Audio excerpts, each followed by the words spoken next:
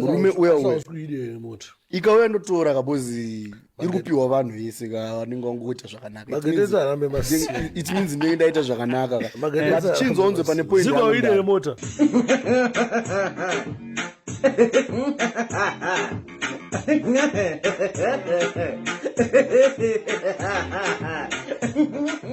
Yo guys, ndadzoka zvekare, ndadzoka this time, ndadzoka ndine full proof guys, full proof. Nezuro ndakaita video guys, ndakakuudzai guys kuti Zigo na DJ Sparks vari kuda mota kubva kuna Seweeknell Chivayo, vari kuda maakwa. That is why muri kuona vari kuita tumwe tunhu tokuda kunyengerera netumwe tunhu tokuda kufizura vanhu veopposition. So chichi kuda kungoita chigood boy kuda kungoita chipapeti weketa kuti mota dzeuye kubva kuna Seweeknell Chivayo. So without wasting much time guys, nauri muzvionere mega mavideo iri guys vachitaura vega nemuromo wavo kuti turi kudzida mota. Inini I know kuti vamwe vanhu vachatitukira kutaura munhu uyu vachafunga kuti pane zvandiri kuda kubva kwaari. But also Chivayo is also to be uploaded because Chivayo akaisa mari kuScotland akatengera maplayers mota. Vamwe vangona kuti maplayers e1 team, but ndida kudza kuti pakati imwe player inopupura kuti gore ndakatamba bhora ndogore ndakatanga kufambawo nemota. I feel like it's something worth uploading. Iri nyaya yaChivayo iyi murume uyoyaka pasi rese tonotora zvamwari tisiri kurwadziwa kana ndisiri kukumbira mota. Handiti murume uya ikauya ndotora kabozi iri kupiwa vanhu vese vanenge vangoita zvakanaka. It means ndenge ndaita zvakanaka chinzonzwe pane point yangu. Chinzonzwe pane point yangu. Chinzonzwe pane point. Oyo mazvidzwa aiwa apulo munogona kuti hamuna kupanzwa dakupanzwa kurodza vangoita zvakanaka. It means ndenge ndaita zvakanaka chinzonzwe pane point yangu. Chinzonzwe pane point yangu. Pane point yangu mudara. Pane point yangu mudara ndepekuti Mr. Seweeknell samukazoona komona ifizura painternet handiti kana vachitemba vane tumafollowers netumasubscribers mosa vari kuitira chii, vari kuitira mota. Kativapei respect. Chekutanga munhu 1 wandanzwa abreaker news yekupa vanhu more than 50 more than 100 more than 200 achivapa mota. Iwewe kuti undipe dola unoziva kuti unokwanisa kutoninyima. No, it's not high time yekuti Seweeknell ngatisiyana wari kuita vari kuita crown yake. Aiwa mwana Germany ka ende akutadza tasatami. Bona ikapiwa ora ndakudza shamari mota iyi yaka. Ini ndatone faith inotosvika kwandiri. Oyo DJ Sparks matomunzwa ari todoshi ibuti ari kuda mota nawa DJ yawo DJ vari mukepi HKD avo vataura vega pachena guys vakati vari kuda chi vari kuda akwa. Saka vanhu mukazongona vachita vari kuita guys chitongoziyai kuti vari kunyengerera chi mota.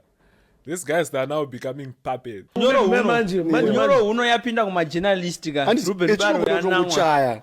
But inini I feel like what Seweeknell Chivayo has done, it deserves whether unowafarira dawafarire whether unofarira zame ndakupa chinhu wani tabva kugeneration yemacrown angachataura nezvo. Munhu akagona baba ari kurewardwa nemota nemari pamusoro.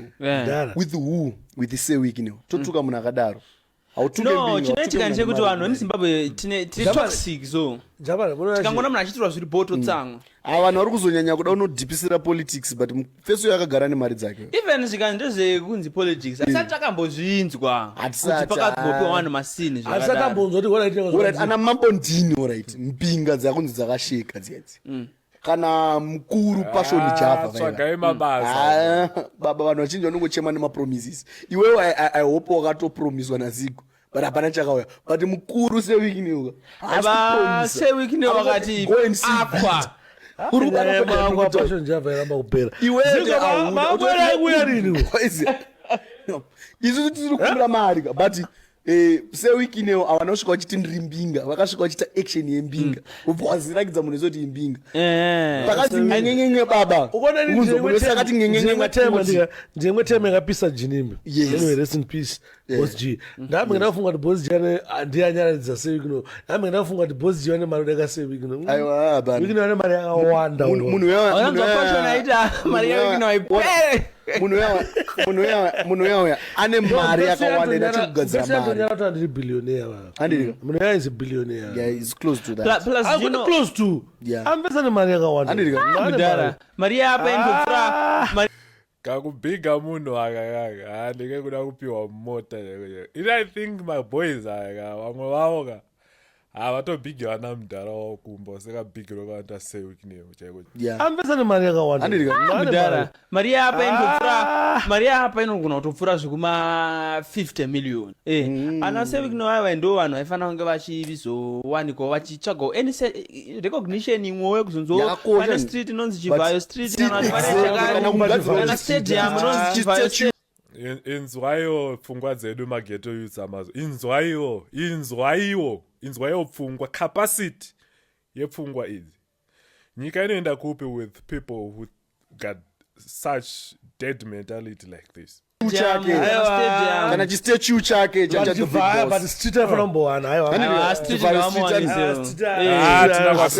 vanongoita nezvazvo mangozvinzona achikumbiro chemageto youths kuti sewikino ngangopitokoni ngasangane kona Robert na Sewikino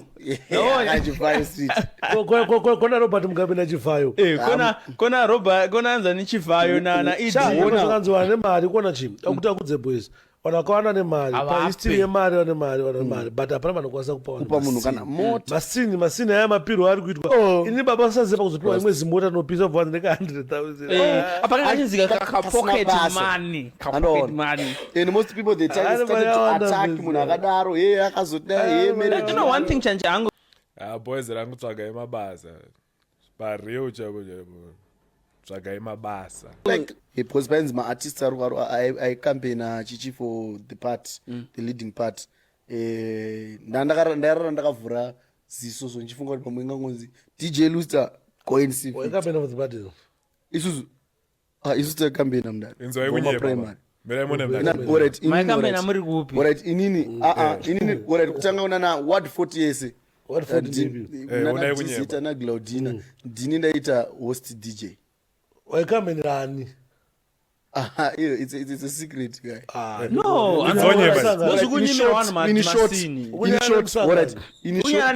ndinyari nemusangano ndichitanga in short patanga ma-elections ese andamubvira ndaita booking ye-opposition party chokwadi changu mamaawaikamerani usanyare nemusangano candidate wavo kuko kwanga ari ani candidate we-winning team yacho wandaikambenera waitotudzewo kuwadi 40 kanzelangarani maisband guys ukaona munhu achidzokorodza kutaura zvawambomubvunza ari kunyeba ukabvunza munhu kuti unonzani akati inini ndinonzani ari kunyeba anenge achifunga information yekupindura nayo so that is what this guy is doing maraba vanonzi DJ Luster ari kunyeba MP angari chamatoa love mo chamatoa wati kupi yo kuward 40 DZ ndo kwangu kandiri baba DZ saka usanyari kuti ndaikambenera vamwe vacho vari kutozoona kuti ari kunyeba bana vakanyanya kukosha ipiwa masini vanenge vaikambenera president it means kataito but loki akukanachikambenera candidate yeyo Passion Java anotaura iye kuti kubva paakasiya media nezvemusic anzi industry yacho haisisina kadhati Passion Java haichokwadi haana dhiri tadzokere kucolin kuministry because Passion Java paari kutaura kuti media haina dhiri nese magara makatomashaya pane mamanzi but zvechokwadi Java kubva paakasiyana nezvesocial media music simudhanso yaafani zvadhakwa urikuona mukuru Java handioni maako achiuya I'm not a prophet urikuona Passion Java mugai mugeto youth ona akasvika vanhu vakadhibha for mamonetization kutora mari neintaneti obva asvika obva agadzira macontent achikopora ndo pandoti mugai but zvechiyezi chaizvo anogona kunge asina uri kubata paini ndiri kutaura akanyanya kuratidza kuti ane mari akasvika chinzi ane mari akanyaradza namamondingi akakopora vanhu ayo kundidarika inini anayo but pane mpingi yakaita madhira ake and no even iye anoacknowledge Sewick no but zvoto zvine mazera but choto chaari Passion Java achisi hainini ane mari kundidarika vanhu vakawanda ndikutaura kuti noise yaakasvika achiita ndeye mageto because handiri matsaga takatsva tichamisa ndikapuka munhu ngari kupenga ubva uya ubva tanga tedza gore renyuchu ubva takaita gore renyuchi baba ubva ti gore rengengengenye tikaita gore rengengenye baba but I think it's like it's a clown zvake Passion Java is social media guru munhu yaanoziya social media anoziya nekubata anoziya Okay guys, this is it.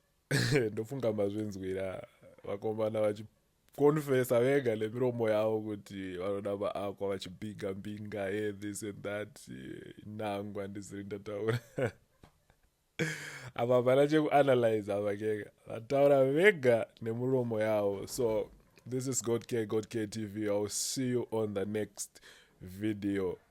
Peace.